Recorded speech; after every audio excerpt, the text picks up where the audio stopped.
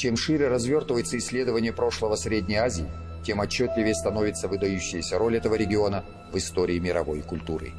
Но при этом древняя история Средней Азии освещена источниками недостаточно и крайне неравномерно. Новый исторический сериал закроет этот пробел. Ведь историческая миссия Средней Азии – объединять, принимать в себя духовные импульсы Европы и Азии и отдавать миру новые творения человеческого духа. Смотрите на канале Казах ТВ документальный сериал «Цивилизации Средней Азии».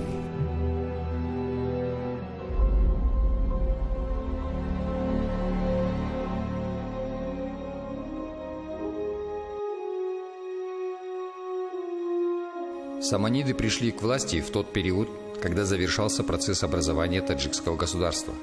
К этому времени сложился национальный язык, а таджики, избавившись от иноземцев, создавали собственную культуру. Саманиды способствовали этим процессам, проводя политику стабилизации и централизации.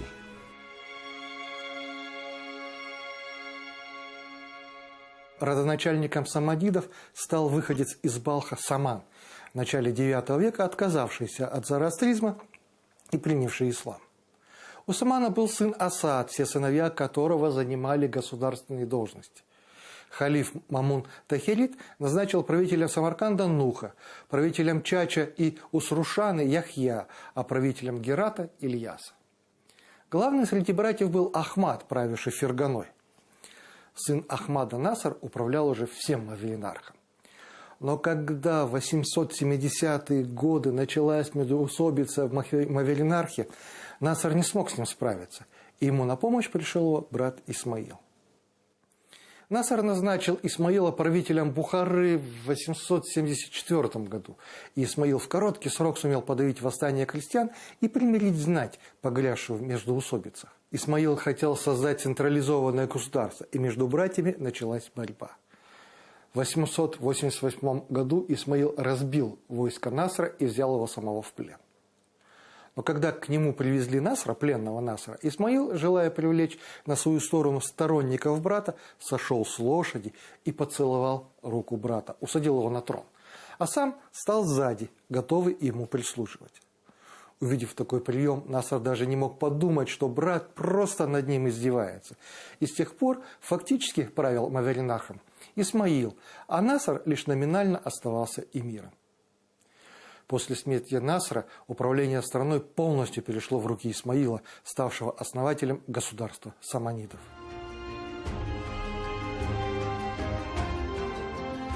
В 900 году Исмаил нанес поражение войску иранского правителя Амра ибн Лейса и присоединил к своему государству значительные земли на севере и востоке Ирана, обеспечив независимость своего государства от арабских халифов. Исмаил создал сильное войско и прочную систему административных учреждений, что помогло ему бороться с непокорными землевладельцами.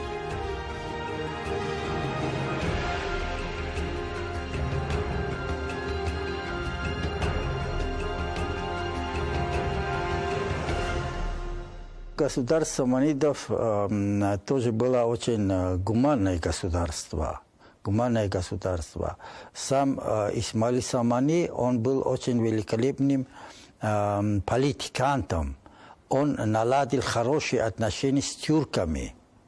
При его жизни и даже при его Насре тоже восточная граница была спокойна, потому что он был хорошим политикантом. И с тахиридами, которые он у них отнял власть, тоже он не казнил их, он отправил, значит, вот последнего царя к халифу. Вот. Он и с халифом не ругался. Он был с исламом, тоже держал такое отношение хорошее. Абу Ибрахим Исмаил ибн Ахмад Самани родился в апреле 849 года в семье эмира Ахмада ибн Асад, потомка Самани Худо, основателя династии Саманидов. Книга правительства или Правила для королей Сияр аль-Мульк или Сиясат Нама Низама аль-Мульк.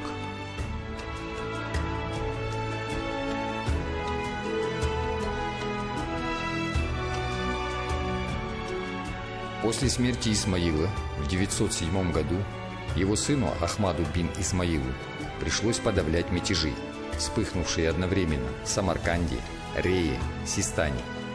Самым крупным было восстание в Систане, подавить которое Ахмаду удалось лишь через год.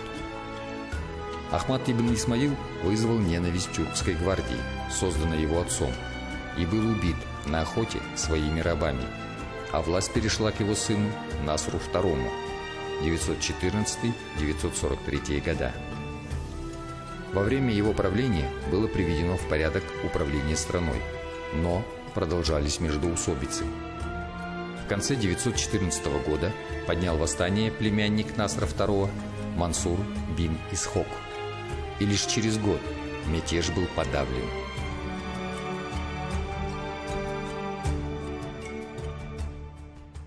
В рамках государства саманидов завершился процесс формирования таджикской нации. Это очень важно.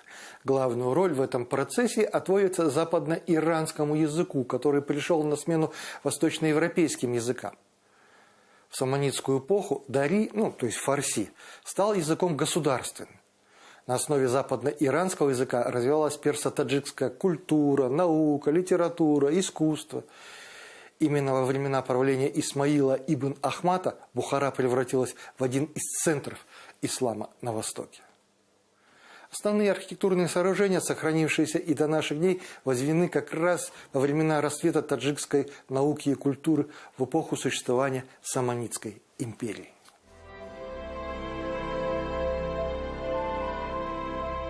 Исмаил ибн Ахмад придавал большое значение идеологии ислама.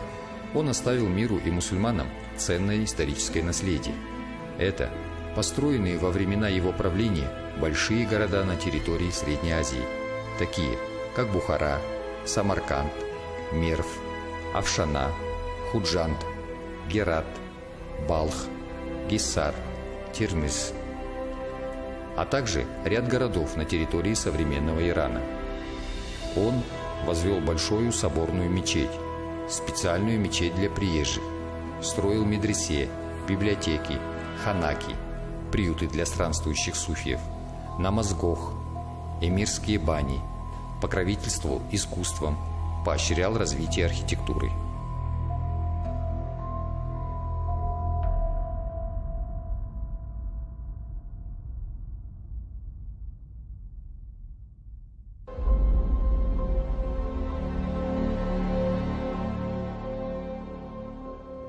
Государство существовало почти 100 лет. За эти 100 лет были эпоха после арабских завоеваний, после арабы что старались? Арабы старались вообще ликвидировать таджикского языка. Хотели, чтобы все говорили на арабском языке. Но в это время какой-то, часть интеллигенции поднималась именно против этого.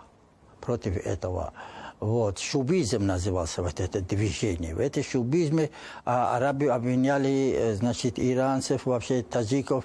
В это время слово таджик тоже появляется.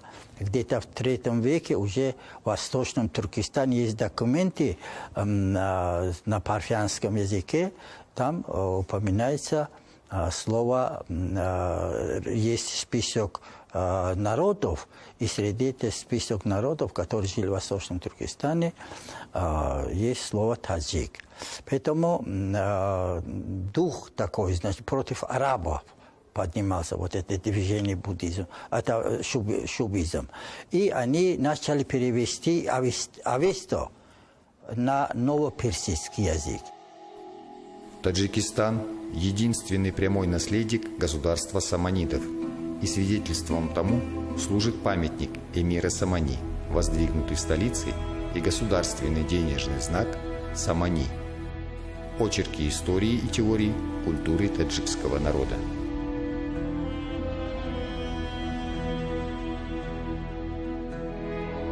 На строительство мечетей и храмов науки и искусства выделялись лучшие земли и выдавались крупные денежные средства. Искусный и мудрый правитель побуждал свой народ к знанию и грамотности. Мусульмане, следуя исламской традиции, приступили к поиску знаний по всему миру. Исмаил ибн Ахмад Самани издал указ о бесплатном обучении, создав просветительские центры в Бухаре и Самарканде.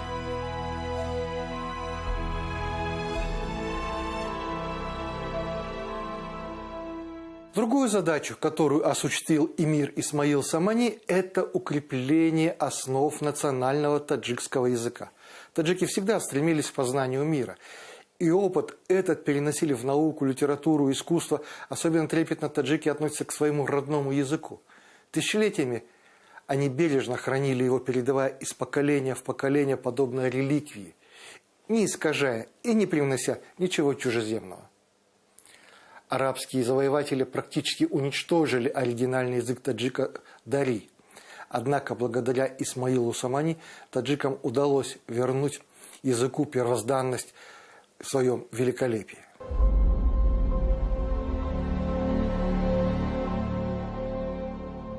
В чем заключается феномен саманидов?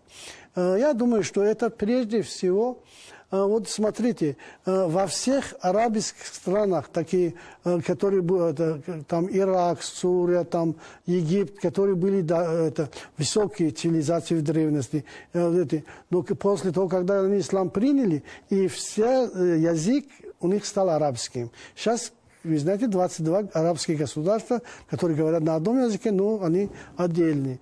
А саманиды потихоньку сохранили таджикско-персидский язык как язык государства. Их основная заслуга, благодаря их, язык этого народа не потерялся, сохранился. И поэтому таджики его предпочитают. Если видели, в городе Душанбе много его памятников, и много основная улица имени и очень много посвящен Исмаилу Саманиду.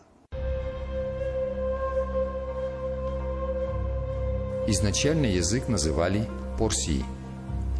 Великий эмир Исмаил Самани приказал очистить Порси от уличного жаргона, арабских диалектов, которые ничего не имеют общего с языком литературным, и назвал таджикский литературный язык Фарси-Дари.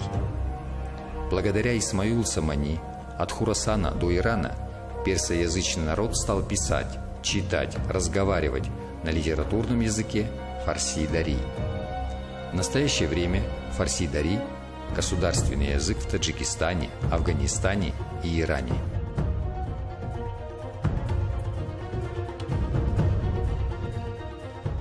Что касается, допустим, нашей концепции, допустим, исторической науки Таджикистана, она направлена на уточнение или выявление исторического процесса образования, формирования нашего народа.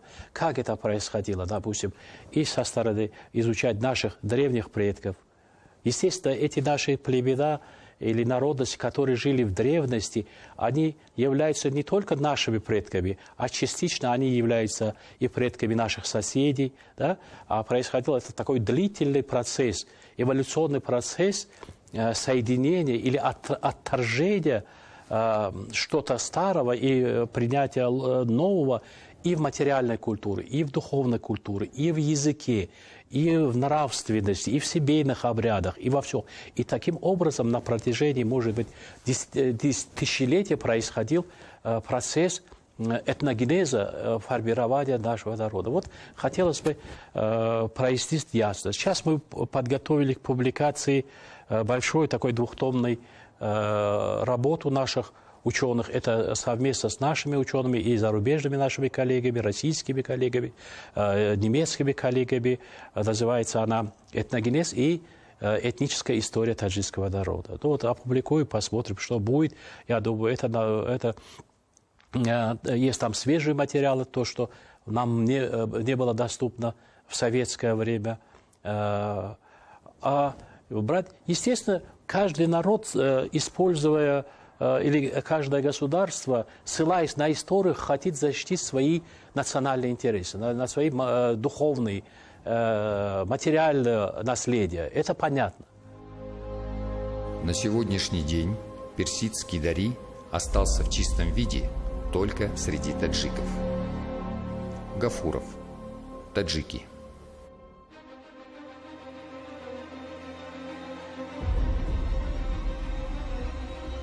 Но вернемся к борьбе за власть.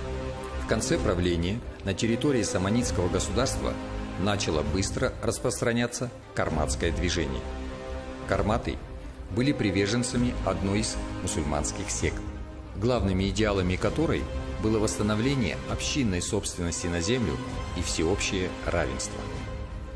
Сам Наср II стал карматом. Это вызвало недовольство мусульманского духовенства. Вместе с гвардейцами духовенство организовало заговор против Насра II. Предполагалось заманить его на пир для военачальников и там убить самого Насра и всех карматов. Но об этом заговоре стало известно сыну Насра Нуху, который рассказал обо всем отцу. Наср II заманил к себе главного заговорщика и приказал казнить его.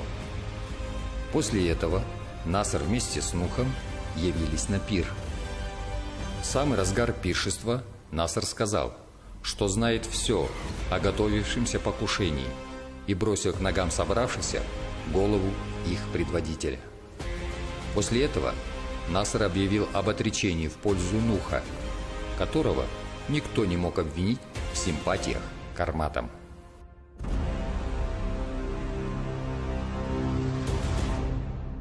Нух начал свое правление с истребления карматов и конфискации их имущества. Но, несмотря на это, в государстве возникли серьезные финансовые трудности. Нух объявил, что в возникшей ситуации виноват, кто, конечно, визирь, и приказал казнить его. Воспользовавшись ослаблением позиции Нуха, его дядя Ибрагим бин Ахмад в 947 году захватил трон, а Нух был вынужден удалиться в Самарканд. Но как только Ибрагим выехал по делам в Чагайнян, Нух вернулся и вновь занял трон, а своего дядю и его сыновей ослепил. После этого Нуху пришлось усмирять восставшегося против него Абу-Али Чагани, которого в конце концов он был вынужден назначить правителем Чаганиана, а потом и всего Хорасана. Во время правления Абд-ал-Мелика, сына Нуха, усилилось влияние тюркской армии, в руки которых перешло управление государством. Особенно выдвинулся начальник тюркской гвардии и крупный землевладелец Алыптигин. Его влияние было настолько велико, что без согласия Алыптигина Абд-ал-Мелик не мог даже назначить визиря.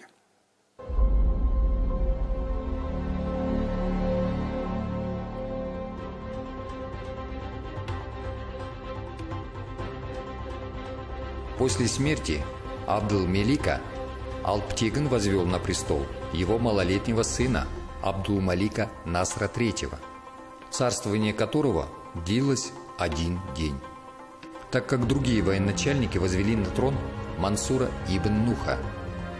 Со временем придворные распри и усобицы еще более усилились. Страна ослабла настолько, что даже слабый противник мог ее захватить. В 992 году государство саманидов подверглось первому нападению тюркских кочевников во главе с ханами из племени Ягма, так называемыми караханидами.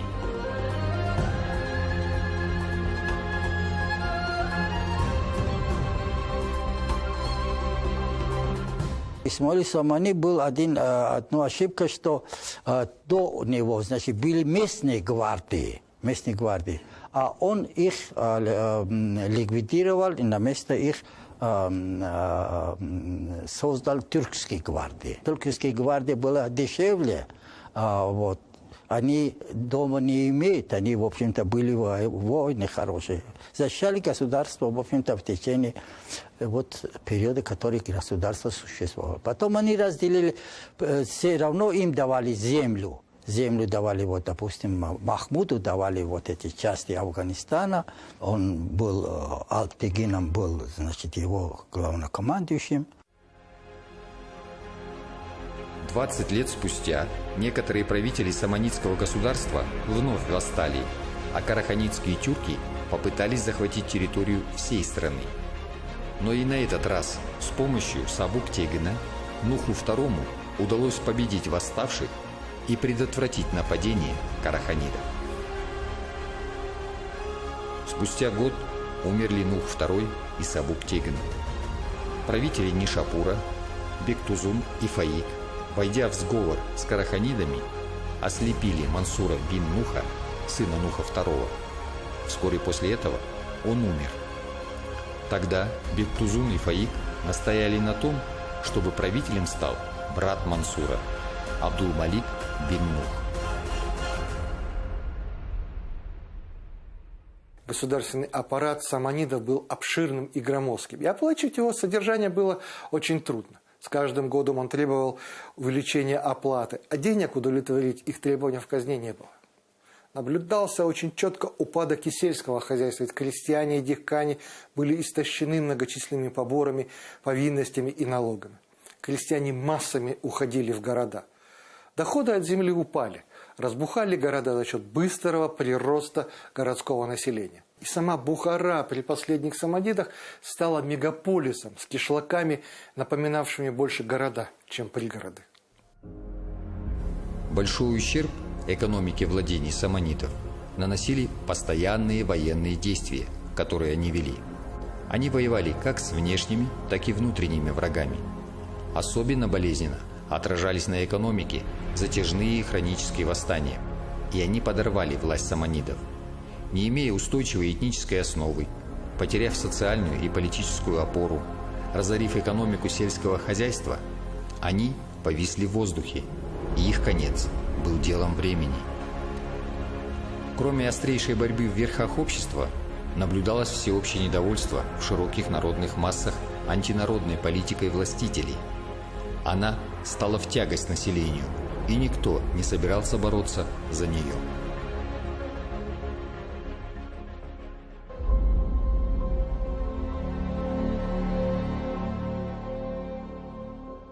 Таджики сложились как народ. Это значит единая территория, на которой функционировал единый язык. Это единый рынок и взаимоотношения между. И на этот рынок не только внутри государства, но и приезжали сюда и за нашего государства. Это единая ментальность. То есть это обряды, обычаи, все это здесь. И это первое государство у Исмаил Самани, он был таджик, да, и поэтому, в принципе, сказать, что это первое наше государство. Владыка из Фиджаба выражал покорность саманидам только ежегодной уплатой 4 денег и отправлением вместе с подарками метлы. Академик Бартольд. За все 100 лет правления династии не было практически ни одного спокойного года.